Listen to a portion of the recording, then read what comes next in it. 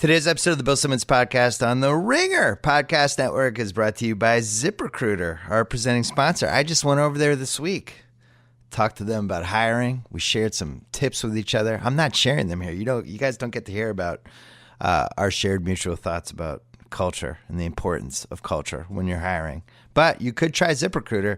Their powerful technology distributes your job to dozens and dozens of the web's leading job boards and identifies the right people with the right experience, invites them to apply to your job.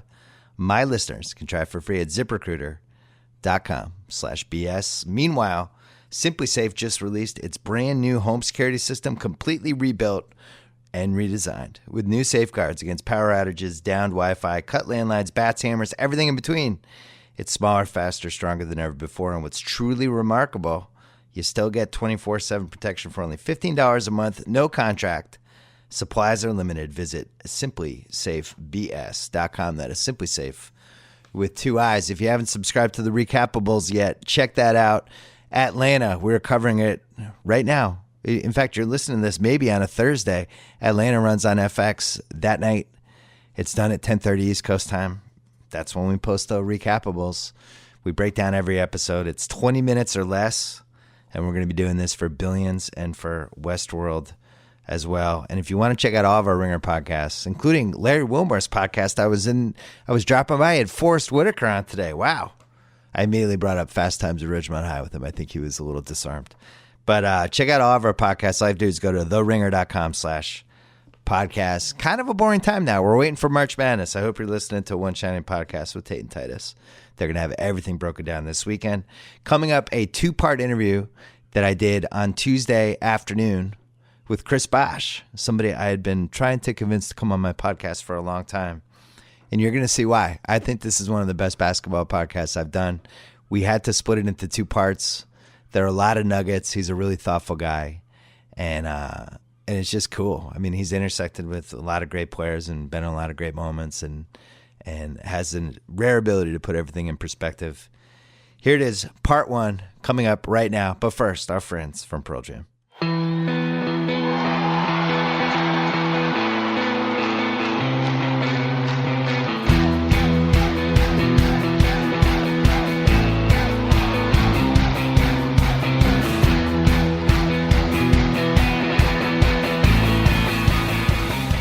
All right, been waiting to do this one for a while. Chris Bosh, you came on my HBO show. Yeah. And you had some really thoughtful comments about what Durant might be in, trying to fit his game into Golden State. And you were talking about, people, you were talking about what you gave up when you went from being the guy in Toronto to being the, I remember I wrote a piece once comparing you to like the bassist in a band. Where you're the lead singer and the guitarist, and it's like, yeah, that's the other guy with the guitar, and it's like, but I'm a lead singer and a guitarist too. And I know that was tough for you to deal with, right? It was. I don't think one thing about popular culture is that sometimes when you get involved in those things, I mean, our team was part of popular culture at the time, and you get things thrown at you, and then people forget really quickly. Yeah. It doesn't really matter anymore. You talk about like 5 years later. Yeah, like 5 years later, it's like forgotten. And it's like, oh, yeah, hey, Chris. Yeah. Like it's all good. And then you start to see players that are in your shoes, they get, kind of not an easier time, but they get more notoriety for their sacrifices, which is great. But I guess somebody kind of has to pioneer the land. Now guys like, Draymond Green, he can be a team player and just go out there and play basketball and get his due. Yeah. And people can get recognized for playing this great team sport because everybody wants to score. Everybody wants to make the big plays. Sometimes you have to do the little things, the game within the game. That's as important, if not important, than the other things that people know what goes on. Well, I think basketball, the understanding of it has gotten so much more sophisticated this decade. There's people ready. It's a 365-day-a-year sport now. People are they're constantly looking for angles. Yeah. 20 years ago, you're relegated over. You're the third guy. This decade, it's like, hey, you know who's great? Chris Bosh. Here's some stats that back up his impact. And when he's on the court, they're doing this, and people just appreciated what you're doing more. I felt like. Well, yeah, I think I know I did. Yeah, I think it's cool the way the game is going with people being able to really dig deep and see what the game truly means. One, and two, see who affected the game. And I was kind of thrust in that position back in that time. I mean, when we think of being in the finals or being in a championship situation, as a kid, what do? We're bouncing in the driveway and we're counting down, and we're the ones that take the shot.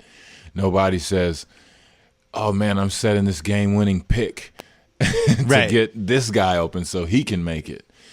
We don't think of that. So naturally, you have to come from that place to saying, okay, in order for us to win, these things have to happen. And it's quite a question, because everybody, and even if you're successful in doing it once, let's say, hey, I'm supposed to be a facilitator for this team to do well. We win a championship. That's great. Then everybody starts getting deals. Everybody starts getting notoriety. Then it's like, okay, we need you to facilitate less and be an encouraging guy on the bench. Everybody doesn't want to hear that. Yeah. Even if it's for the benefit of the team. And that's always the challenge, especially with team sports. Well, I mean, the greatest play of your career, I'm not even sure people fully understand what it was. And meanwhile, it was one of the great rebounds of all time. So I'll tell you a story. When I was in Toronto, Sam Mitchell was my coach, and I was averaging like 20-something points a game. And if I wasn't scoring like in the first half, I'd just be terrible. Yeah. I'd play a bad game. And he pulled me to the side one day. He always used to pull me to the side and just tell me all the time, like, hey, man, look, you can't, just because you're not scoring, you can't let that affect you. You're still a good, great player. Yeah. You need to be like that on both ends of the court. Just because you're not scoring doesn't mean you can't rebound and, be a bum on defense. You have to do better. You got to do better. And he was always on me. And in that particular series, really, offense was not going to be it for me. The 13 finals. Yeah, it's too tough to get a bucket. We have a plethora of talent on offense, so we've got to move it. If I've got it, I've got it. If I don't, move it and get other guys, second and third and fourth situations. But I had to be a certain type of player on defense. You have to be great on defense. You have to be great in the little things. And that message was always resonating with me the whole series, especially when it got tough, because, you try to remember old lessons, or things just come to you at certain times. And what he told me back then was huge. And you end up getting the rebound that leads to the greatest shot of all time. Yeah. I mean, and you get a rebound in traffic. It didn't feel like traffic to me. It's in the video, it's traffic. You know, it was just one of those things like, this is mine. It's meant for me. It was like slow motion. I tell people I watched the replay of it, and it was way faster than what it looked like. I thought it was like way slower. And somebody showed me, because it was like, how did you see Ray? I said, I don't know. He was just right there. It just made sense. You know what I mean? He was looking at me. I said, he just passed it. And the one guy in history who had actually practiced that shot, because he's a psychopath. Yeah, he is a psycho. 3 hours before the game he practicing his footwork for that shot. Who else would even think to do that? I know, and I asked him after the game. We were taking a shower. And, I'm just kind of just in a daze. I was in a daze for 24 hours. Yeah. Did that happen? It's like you checking you to make sure you're still alive, right? Yeah. And we were, we hit the showers, and I asked him, like, you practice that? Of course. He said, yeah, I practiced He's that. like, I'm a crazy person. And I do ever practice since that day, I practiced that same shot. I tell guys, man, you got to – I watch him doing drills. He'll lay on the floor and get up and run to the three-point line and shoot it. I wrote so I was there because we were doing TV that year. Uh-huh. And then I wrote a column about a year later because I still couldn't get over the game. I've been to a lot of great basketball games. I've been lucky. That one, I've never seen anything like that. You guys were done. The crowd was leaving. Yeah, we were up and then we were done. It happened so quickly. All of a sudden, you're down 5, 28 seconds left. Yeah. They're putting the rope. They're starting to put the rope. They wheel the trophy out, and then LeBron misses a three. And the first crazy thing that happened was there's 4 Spurs under the basket in a square, and all of them missed the rebound. I think all of them might have touched it. Yeah, I think it was, I don't know who touched it, but I know it came down, or it like was 7 people it was on the a court brick. touched It was a the ball. tough Yeah, miss. it was a brick. It was terrible. If it would have hit the rim any other way, they probably would have get the rebound. Right. And now we're in deeper trouble. So But D-Wade comes D in and was able grabs to it. get a Back hand to on LeBron, it. he makes it. Yeah. So now you're down 2. Yeah. And you foul Kawhi. Mm-hmm. And he was shooting the free throw. Our set was right behind the basket. And I gotta say, man, sometimes I don't know how athletes do it. The crowd was like, everybody's standing and just yelling at him, trying to distract him. And it was so intense. And even Magic was like, he had a look on his face. I didn't think he had any chance of making those. He missed the first, but he actually made the second. That first one's always tough, one. Ooh. And one thing I notice when that happens, you can feel shaking. Yeah, you can feel it in the arena. So when you're shooting Absolutely. those free throws, and I've never shot any free throws more important than that, but I've shot some important ones. Yeah. Sometimes the basket moves. Yeah. Sometimes you're moving, and it's like, man, it is deafeningly loud in here. And my hand is shaking because the stadium is shaking, and that man. And you're supposed to make it. That's tough. I would have bet my life he was going to miss both. Yeah, because you're right.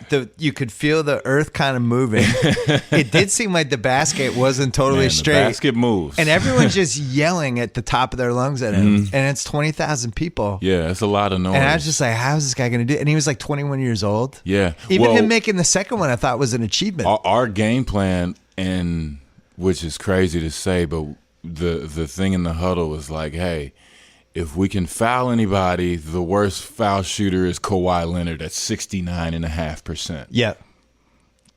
That's it's still 7 out of 10. It's still 7 out of 10. And he got the ball and we fouled him. So, I mean, it just kind of worked out. Did you think, so you're in that timeout with down 5, 28 left, and everybody's defeated. We were watching it from. For a moment, yeah. Yeah. So at that point, because you had that was the same year, that 27-game winning streak. Yeah. And LeBron had come out the first couple months and was shooting 60% for 2 months. Yeah, he was going crazy. And it was like, oh my God, what is happening? And then all of a sudden it's like, wow, we're going to lose the finals. This is it. What the hell is happening? Yeah. But all of this is happening during a 3-minute timeout. Like, what are you thinking in that moment? At first was like, oh no. Yeah. Because the whole sequence was Tony Parker had the ball. Our game plan at the time was to put, I think, Bron on the 4. Yeah. That way we could switch to pick and roll and have him on Tony late clock. It happened. No, on the 5. Yeah. And we switched. He gets on, their play breaks down. He's switched on Tony. I'm like, yes, this is what we want. He hits a step back 3. Right. We get shocked. So then we turn it over. They score. We turn it over. They score. And then it's like, oh, no. Then they turn over again. I think we missed a shot or turn. I can't remember what happened. And then they have the ball up 5. And then so we call a timeout. And you kind of snap out of it, and I realized at the time that they start bringing those ropes out and everything. And then I was like, man, and so I start getting flashbacks of Dallas. Yeah. And so, we're kind of going through PTSD at the time. Right. I'm shell-shocked pretty bad. We go over and sit down. I start looking at everybody. Everybody's looking down. Brian is biting the hell out of his nails. And is that a good sign or a bad sign?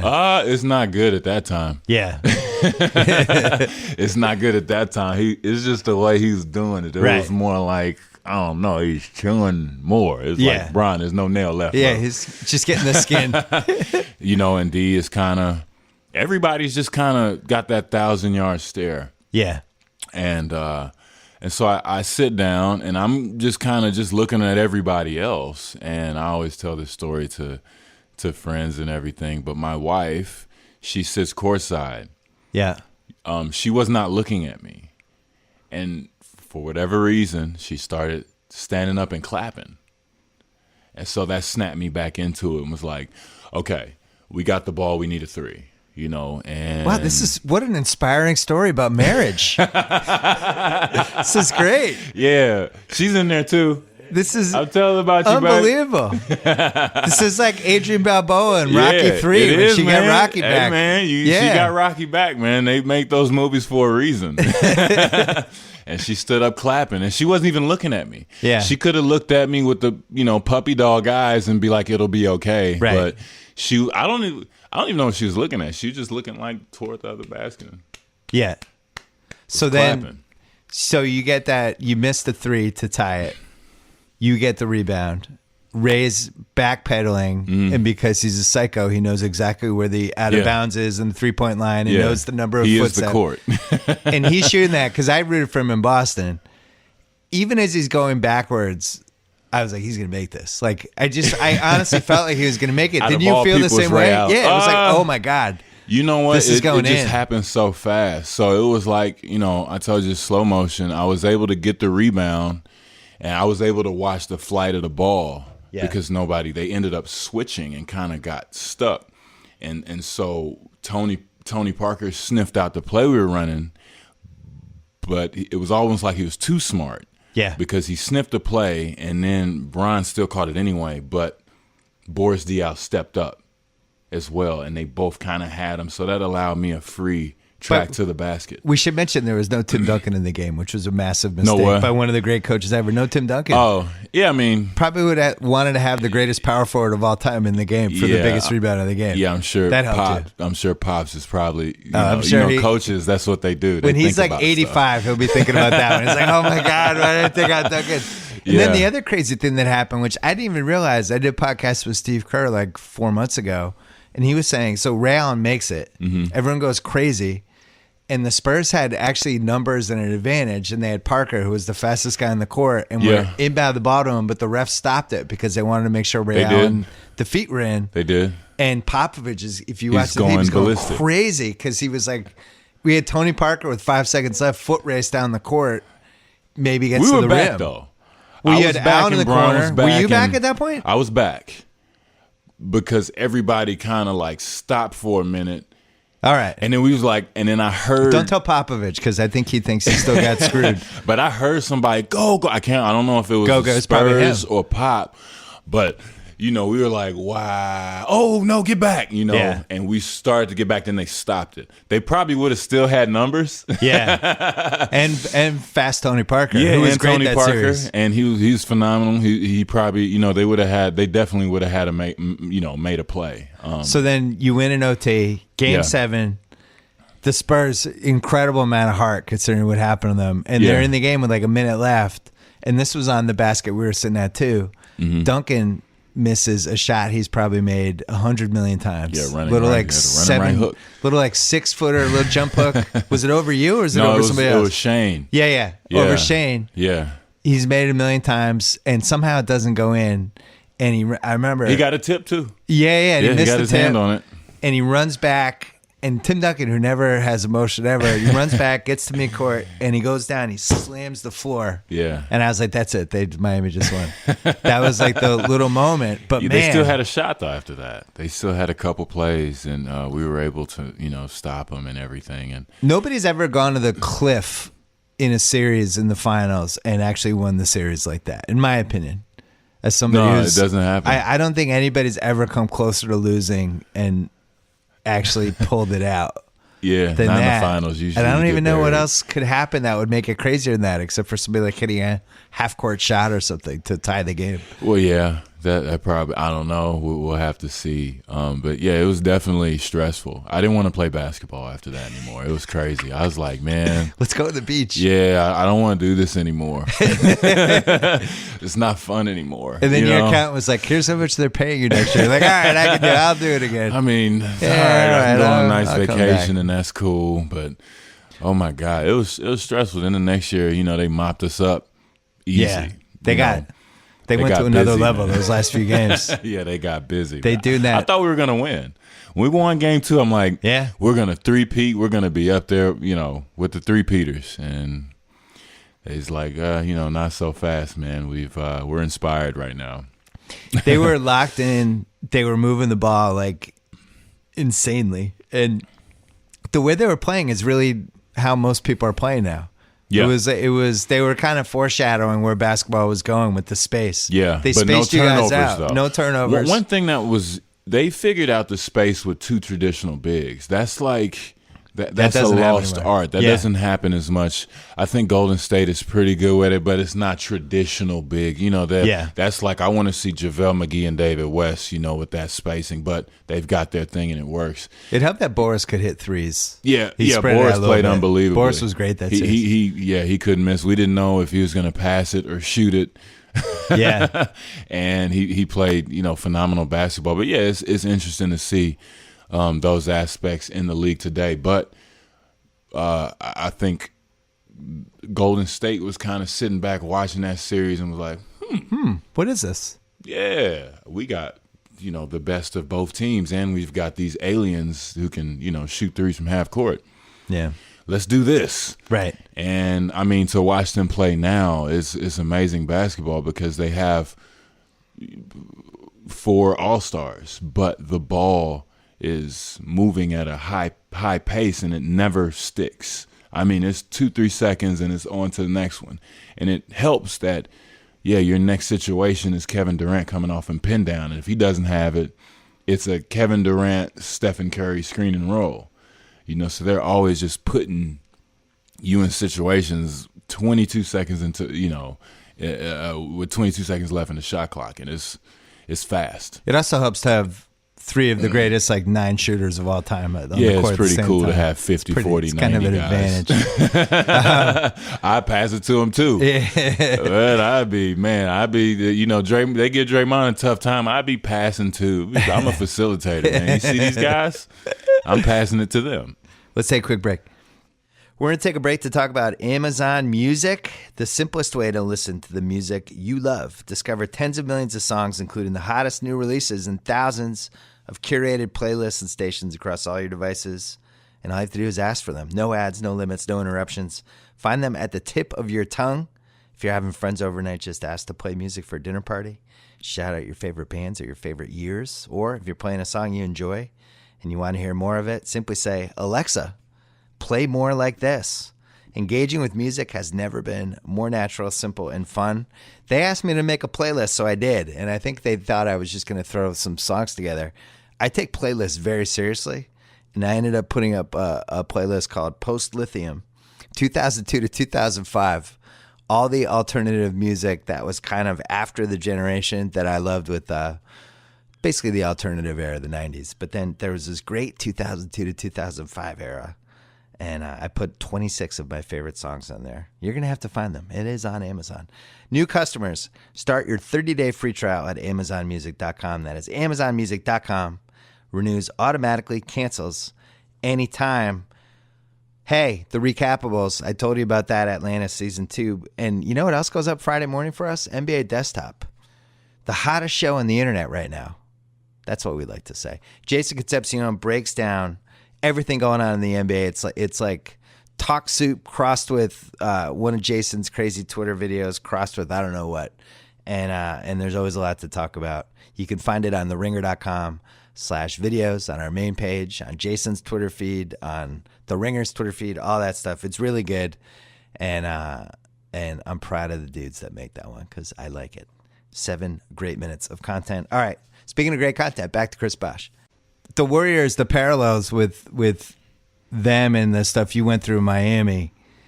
Steve Kerr goes into the season this year talking about how difficult it's going to be. This is going to be so hard. Yeah. This is going to be the hardest thing we've ever done. Yeah. It's so hard to do this 4 straight finals. He told us we couldn't three-peat, and we were like, man, what does he know? He's right. He's right. So I actually thought, I don't know if that was the right strategy. And then next time I have him on, I really want to ask him whether he would play it that way again. Because in a way, he kind of gave them a crutch to throw away the random game on a Tuesday night because coach told us we were going to be tired. But you went through this. So year one, obviously, you're going all out. Yeah. You blow the finals. You're up 15 in game 2. You seem like you're headed for a sweep, and it just snowballs. It goes out of control. You get experience. We gained experience. You gained the experience. Year 2, you get over the hump. Yeah. Year 3, you pull it out. Yeah. And by the end of year 4, those last couple rounds, you guys look shot. We're good enough to get there, but we're just not good enough. So what changes? Explain the injuries. Teamwork. Not to say that we weren't, working together, but just sometimes it's tougher. It gets tougher and tougher to do your job and to get fresh, to get your mind fresh. I remember being in the playoffs and it just seemed like another game. The playoffs, like the first round, it's like you need that adrenaline shot. The other team, it's like the biggest game of their life. Yeah, and you have to have that thing. Yeah. And by the time you can't cheat the process, you have to be a certain particular way when you get to the finals. And we were not it, and we had injuries. Guys weren't playing well, was having tough playoff runs. Battier started to get old that year, 2014. Yeah, right? That guy's a warrior. He went 6 for 7 in Game 7. After they buried him. Yeah, he was done. And, he's one of the greatest of all time to me because I watched him, come through in big situations where nobody believed in him, nobody cared. He wasn't playing. Yeah, they benched his ass. And it was just like, damn, man, Shane, he couldn't hit anything. And I remember we were getting up shots, and you could tell he was just having a rough time because he still was working just as hard, and even it was translating into his practice. He missed shots that he'd normally make, and he was just in a tough place mentally. But to break through and come through, he doesn't get enough recognition for that. I remember I used to go stand on the court early because I loved watching everybody warm up, and you could also find little tidbits. And Shane was over there for when he wasn't playing. Yeah. And it was like, you all right? And he's like, I don't know, man. I was like, what are they telling you about you not playing? He's like, not telling me anything. And I was like, can I say that on TV? He's like, I don't care. I'm like, all right. I was like, whoa, this is getting serious. He was shot, man. He was pissed. He was shot, yeah. And he wasn't, he moved out of the rotation. And it just kind of, everybody has their own things going at that time because everybody is against the wall. So, the coaches probably didn't handle it the right way. Or maybe they handled it the perfect way because he went 6 for 7 in Game 7. Yeah. Who knows? It's just a brain tease. You'll never know. Never know. But, he came through and it was time. And so guys like that, I feel that they need their moment in sports, man. And I know he gets it, but just watching him battle through something as tough as that, it was amazing. So, the next year, it's tough.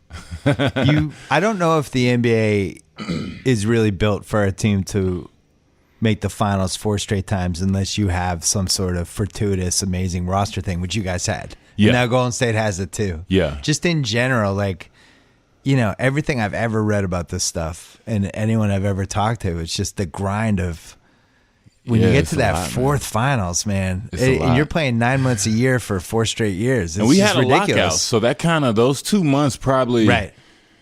Oh, yeah. Maybe that's the only reason we were able to do that 4 years in a row. But the lockout was its own special, crazy part because we still played 60 games. And 66? It was crazy. That year was insane. And plus, you played 20 playoff games, so you're playing 84 games in let's go 6 months.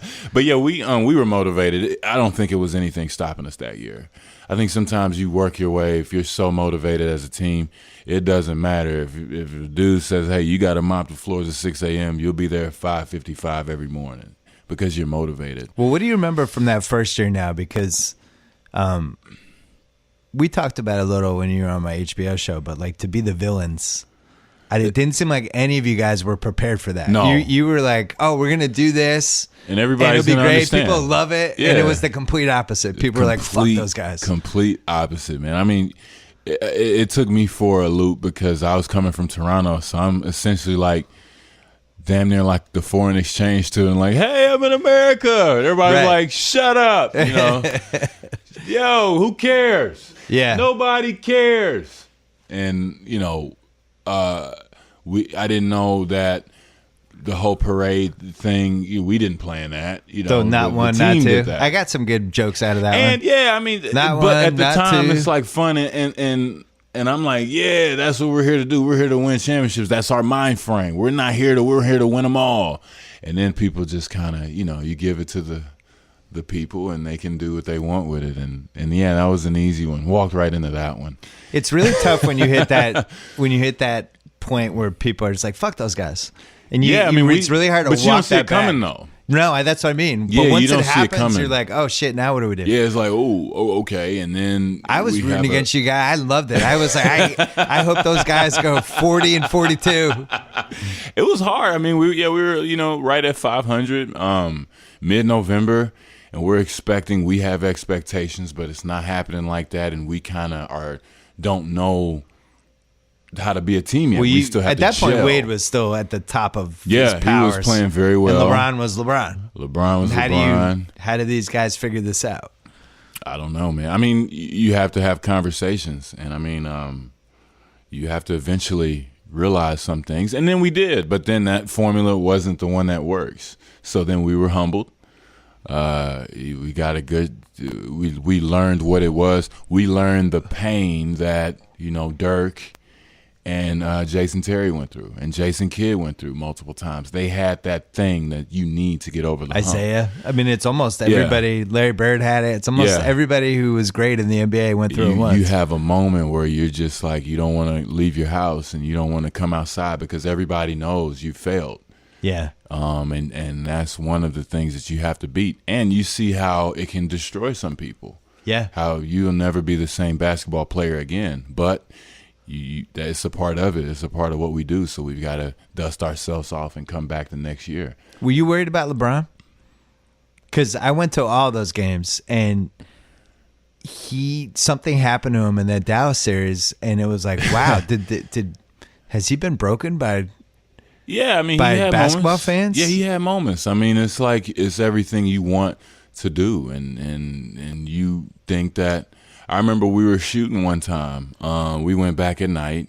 I used to go back every night, and we were shooting, and he was there too. And so I was watching him shoot, and he was, he just seemed like something was on his mind. And I said, "Hey, man, look, we've got 2 games at home to win an NBA championship. We good." And he said, "Yeah, you're right, but everybody, wants me to fail." Yeah. And I felt the same way. So, we had a conversation and talked deeper, but it's just like, dang, I mean, yeah, it's tough to beat. And nobody got it like he got it. Nobody. The decision made people crazy. Yeah, I mean, nobody got it. Yeah, and nobody got it like he got it. So, yeah, it was at that point where it comes down to this, and your back is against the wall, and you're going to react. We're all human. And it happened.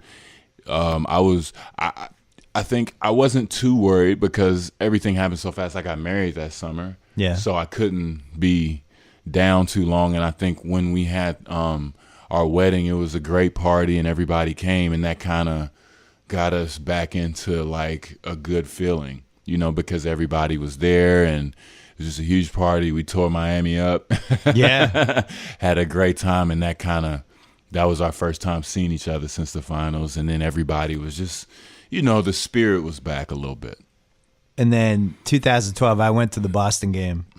Boston goes up 3-2. Yeah. 2012 Eastern Finals with this pretty old team that was on its last run. But they felt like they were in LeBron's head and they owned LeBron. And Garnett and Pierce were talking so much shit to him in Miami. Yeah. And they really felt like we've broken this guy. We have him. And they come to Boston for Game 6, and LeBron plays one of the best games I've ever seen in my life. That's all it's about, man. Yeah. I mean, you have to, and that's why I'm excited to see Golden State. I want to see, their backs against the wall. No offense to them. They're a great team, but I want to see how they respond when it's tight, because that's a part of the process. You can't cheat that. And they've been great, and I want to see how far they get pushed, because that's a part of life. It's a part of sports, who rises to the occasion in those moments. They kind of had those moments a couple times, but not like I don't know, man. So they had OKC game 6 OKC. Clay just got super hot and carried them. Yeah, they did come back. They had the 3-1 come back. And then I was like, okay, but I want more. So you want more stories. Game 7, they got tight. Mm-hmm. Last 6 minutes, the game slows down, and they miss everything. Yeah. And then LeBron has the block. Yeah. Kyrie makes the 1-3. And it's like, Cleveland didn't even really play that well the last 6 minutes, but they got those 2 plays, and that was the difference. They were that grinded out boxer. They put him on the ropes, and then it's like, oh man, what's going on? And he hit a 3, but that's what you want on the road. All you can ask for is a very close game. You want to muck it up a little bit, and then if you have a play it comes down to that's your thing, and that worked out perfect for Cleveland. Yeah. Would you like? Do you like big wins on the road or at home more? Because home's funner. You can go right home. You don't have to. It's funny because some people love, like Larry Bird was like, my favorite is when we went on the road. I love how quiet it gets. It's fun. I like going into the tunnel. Everybody shuts up. Yeah, and he's different. like, I like that. Yeah, it's different. Did we ever close a series? I don't know if we ever closed a series out on the road. Maybe like once, but it was we closed did. Like one of those Indiana. Yeah, but it wasn't like a big deal. It was like, okay, you're supposed to. You get the ones like, okay, like in the regular season when you quiet, everybody's like, yeah, but that's just to get back to normal, so you can have a normal night. The best win you had was that Game 6 in Boston on the road, I think. Yeah, that was. Was like, if you lose that one, now you've blown. No, it's over. We already know it's over. I mean, we knew. You're knew probably what it getting was. traded. Somebody's getting traded. Somebody's getting traded. We understood in that locker room what it meant. We knew. I mean, because we're close friends, so it's like, hey, man, this could be it. Yeah, you know what happens if we lose, and there's nothing else to say. Did you expect that from LeBron, though? No. What he did in the level he went to. I was too conscious. I was thinking, how am I going to perform? Because you got crazy KG. I mean, we're in Boston. Forget everything else. Forget the team they have. Forget, all those other things. We're playing the champs in Boston. Yeah. So, I mean, in an elimination game, and we have to win, and we got to win one more after that. Yeah. So we're just trying to get home, and that kind of, it kind of puts you in a place where there's nothing else to say. I just remember me just trying to, get together because I had an injury. Yeah. So I'm in pain, but I'm like, okay, what can I do? What was it? Your shoulder was messed up? Growing. Oh, that's. Yeah, it was a growing injury. I remember you hit a giant 3 in Game 7 that I'm still pissed off about. Which it was like 2. Game 7 in Miami. Well, there was one. Yeah, maybe you hit 2. Yeah, it was 2. I was like, I thought this guy was hurt. What the hell? What happened to injured Chris Bosh? It came back, Why man. is he making threes? I told my friend, my best friend, I was at shoot around that morning, and Brian has a game. We get back home, and I remember just being a shoot around. Everything I was shooting was going in, and we were at lunch. I just said, man, I just feel I'm really gonna have a big game tonight. I'm not missing tonight. I think I told him like in a confident way. He was like, yeah, whatever, man. And so, I mean, I was still feeling it, and so every time I touched it, I was like, yo, I'm just gonna shoot it. And then usually it was 2s that I was shooting. That's when I first started shooting 3s. Moving back. Yeah, because I was like, I'm so comfortable. I'm just gonna, do these steps back because I've worked on it so much, and Brian being unselfish the way he is, he was able to find me because I don't think they thought he was going to move it the way he did, and it wasn't anything else to think about. We almost stole that series from you. We were right there. Yeah, it was scary, it was man. That old-ass Celtic team in Rondo. It's crazy, but, it's like you get to those points, man, where it's like, golly, these guys are still great, and we're trying to be great, so they're trying to taste the victory again, and they know what they want, and they know what it takes to get there, and they put us in that position. And I mean, by that time, we were kind of just like, man, this is the situation. It really doesn't matter. We've got to go in Game 6 and get this thing, and then you just kind of watch, a guy just go crazy. I remember I was just thinking like, yeah, all right, I'm gonna do this. Then it's like, okay, then bucket. All right, bucket. Because I'm underneath the basket going for rebounds. Bucket. Like, man, that's good too. But, like, what is going on? And we were able to get back. Oh, man. The crowd it just became grim by midway through the second quarter. The crowd, everybody there is like, we're winning. Yeah. We're going to break the heat. This is done. This is it going would to be have a been heat the worst. funeral. That would have been the worst. Oh, we would have danced on the graves. Yeah, too. that would have killed our careers right there. Oh, my God. We wanted it. There's a lot of bodies in Boston, man. We wanted it. Under TD Waterhouse in the old Square Stadium, man. It's a lot of ghosts there, man. They finished off a lot of guys. Do you feel now that a couple years have passed, do you feel cheated that the run was so fast? Because we're talking, you sign in July 2010, and by June 2014, it's basically over. Wrap, yeah. And you never got to go through that. Back at 500. Like even the Celtics, like that 2012 team, that was year 5. Yeah. And that was like, no, they're done. Oh, actually, there's a lot of pride left with these guys. Right. And then they're right back again. Yeah, like, you guys never had that chapter. Yeah, I mean, it's a quick read, but I think that's one of the things that makes it cool looking back at it. It's like a blip. Yeah, it's just a blip, and it's kind of just this moment in time. And now in the barbershop conversations, we don't get to compete against that Warriors team, and now forever, it's just gonna be who was better, who would have beat who. Yeah, I just want to compete. I would have loved to play those guys because it was gonna happen, right? Yeah, but it's just kind of an open-ended thing. Yeah, I mean, it just kind of goes on, man. I mean, a lot of things happen. I mean, me in my position now, looking back on it, it's like, well, that's the way I guess it's supposed to be because that's the story. Right. And, usually guys get that extended run. They get that first blitz, and then after that, they get the time where they're holding on for dear life. We didn't get that as a group, but it was still a hell of a ride. What was the peak of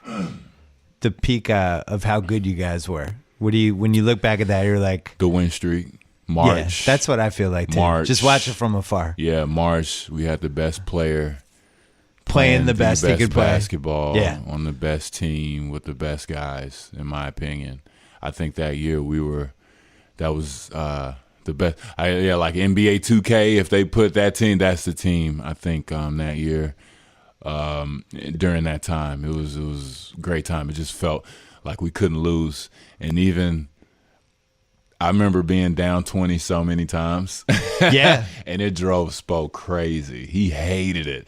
And it was funny. I was talking to Fizdale a few weeks ago about it, and he said, man, we were getting so mad. And just after a while, I just said, Spo, sit down, man. Hey, whatever. I remember one time we were down 27 in Cleveland and came back and won. And that was the part. It was like 15 or something like that. And it just kept going. It was just one of those fun, special times that I think we were just at our best. And, highly motivated and physically gifted.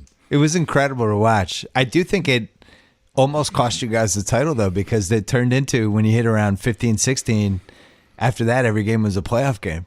Yeah, and you're tough. playing playoff games in March when nobody gives a shit. Yeah, it was tough. Now people are resting in March. They want no part of that. They'd be like, man, Chris, take a seat. Yeah, it's whack. The young fellas, they resting rookies now. Like, rest a rookie? What? Yeah. Rest? He don't need rest. The rookie he wall's, just got here. The rookie wall's coming. Yeah, run him in the wall. This is part of it. Yeah. But everybody wanted to beat us, but it made it fun.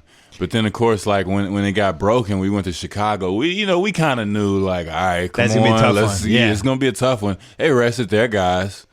I think we played them on like a Thursday. Nobody played Tuesday. Yeah. And we knew Tibbs was going to be ready. He's a competitor. I think I wrote after, and I think I stand by it. I think that was the best regular season game I've ever seen. It was literally like a game 7. Yeah. And it was intense, you just don't man. get that in March. It was like, you guys didn't want the street dead, and they really wanted to break it. Yeah, I mean, it kind of turns into this thing because the media starts to ask, oh, is it a thing? And as athletes, no, we're just one game at a time, probably. Like it's all bullshit. Houston, of course. Yeah. But then you have to do it. You have to say the typical things so you can stay on track with your mind and what you need to do.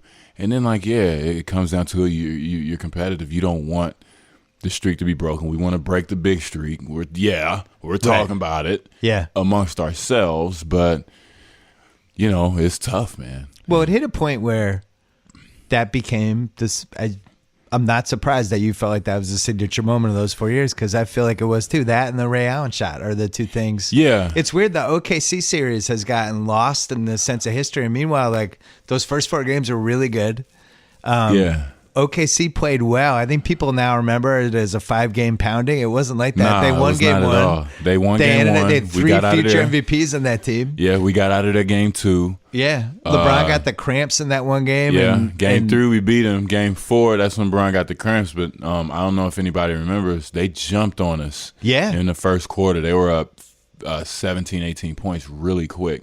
And we had to come back from that. And then Bron goes down, and Mario Chalmers made a big play. And it was not easy. Then game 5, it was like, I was playing the eye of the tiger. Game 5, it was done at that point. It wasn't happening. They were too young. They were young, and we had that taste. Yeah. We knew what it meant. They might not have known exactly what it meant. They were probably like, hey, we're going to get back to Oklahoma City. We're like, no, we're not going back. And that's kind of, I said that when we won game 2. Like, we're not coming back here. I love when people talk about now, like, oh my God, Golden State and Houston, there would be so many great players on the court. And I'm like, go check out the 2012 finals. Yeah. You had LeBron at peak of his powers, Wade and Bosh, and then on the other team, Durant, Harden, Westbrook, and Ibaka. Yeah. I don't know, that was pretty good. No, they were talented, everybody, but yeah, for them, they were just 21 and 22 at the time, you know, and then even KD, he knew what he had, but I think Russ was figuring out like, he was starting to get his formula together. Well, what you didn't know is that they were going to trade Harden in 3 months, and then you didn't have to worry about them again. That was crazy. He was the key to the series for us. Yeah. We looked at him. Yeah, we had to stop him because we were like, okay, their top 2 guys, they're probably going to get theirs. Yeah. They're going to get 50 combined points. We just can't have 50% shooting. Harden, if you look at all their games, especially when they beat the Spurs that year, he was the point guard. Yeah. He was handling the ball, and that allowed KD and Russ to play off the ball. Yeah. He was the guy making the plays, and that's what do you do? He was a young guy who did not play well in that finals, and I think that made people not realize how good he was. He just had a bad finals. He's going against LeBron James in his prime. Yeah, and you guys attacked him the whole finals. We were on him like a dog on a bone, man. It's probably the best thing that ever happened to him. Yeah, it is, because he knows how that stress can get to you, because we're like, okay, we're going to trap him every single time. We're not letting him have any open looks, and he might get some, but you watch him, they be in and out, easy shot, he misses it. And as a player, when that happens to you, you're kind of like, ugh. And then on D, whoever he was guarding, you were attacking him. Yeah, we were attacking him, and they were switching him on Bron, and Bron was putting, that's like no fair. I mean, I don't care who's down there. If it's on me, I'm going to ask for a double team or help. Right. So they kind of put him out there on an island, and we were able to take advantage of it. And, just those little opportunities, we understood how to take advantage of those. Yeah. Now, I'm sure KD, Russ, Harden, now they know. God. And I'm interested to see how they're going to utilize that knowledge. One last thing on LeBron. You were with him at his absolute apex as a basketball player. Mm-hmm. What was the most amazing thing you saw him do? It was for a while during that win streak, at the beginning of the win streak, when it was like 8 or 9 or something like that.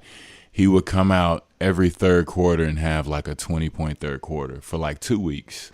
Really? It was crazy. On the road. We were on a road trip. Like intentionally? I don't know. I mean, it just happened. I don't know. I can't even the only way I can describe it is he would come out and it would be like a 1-point game, 2-point game.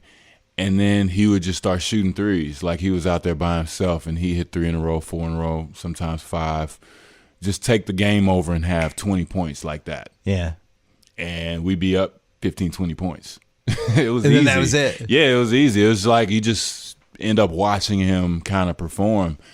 And I mean, just kind of that, just being able to see both him and Dwayne, I admired them so much because I was able to kind of see what they did to work on their games and see what kind of tricks they had and the moves that they used, and that motivated me to get better. and work on, expanding my game and getting a lot better at the things I can do and the things I can bring to the team. You really hit the lottery with that one. Getting that free agency. Yeah, I mean, being we're at the lucky. same time with that. I mean, LeBron's one of the 3 best players ever. Yeah, Wade's we're the 4th lucky, best shooting guard of all time. Yeah, I mean, and it's funny. I played in high school against LeBron. I remember seeing him early, and you don't think about those moments. You just kind of just go and hope to make the league, and everybody's off on their own story, and then you get an opportunity, and it's not easy at first, especially the first year. We had to learn how to gel and learn how to deal with the pressure, and we had to learn nobody cares. Nobody cares about your hopes and dreams, bro. And I'm going to tell that to the athletes now. Nobody cares. Get over it and just win. All right, that wraps up part 1. If you want to hear part 2, we are putting that up tomorrow. Thanks to ZipRecruiter, the smartest way to hire. My listeners can try for free at ZipRecruiter.com/BS. Thanks to SimpliSafe and their brand new home security system, completely rebuilt and redesigned with cutting-edge safeguards for everything from bats to power outages. Smaller, faster, stronger than ever before. And what's truly remarkable, you still get 24/7 protection for only $15 a month, no contract. Supplies are limited. Visit simplysafebs.com. SimpliSafe with 2 eyes. Part 2 tomorrow, Chris Bosh. And if you missed the Jimmy Kimmel Cousins Out podcast earlier this week, it was really good. So was the Charlie Warzel podcast about internet culture. I don't know what else I can do, people. I just give you free podcasts, and they're all really good. You're welcome. I'll see you tomorrow.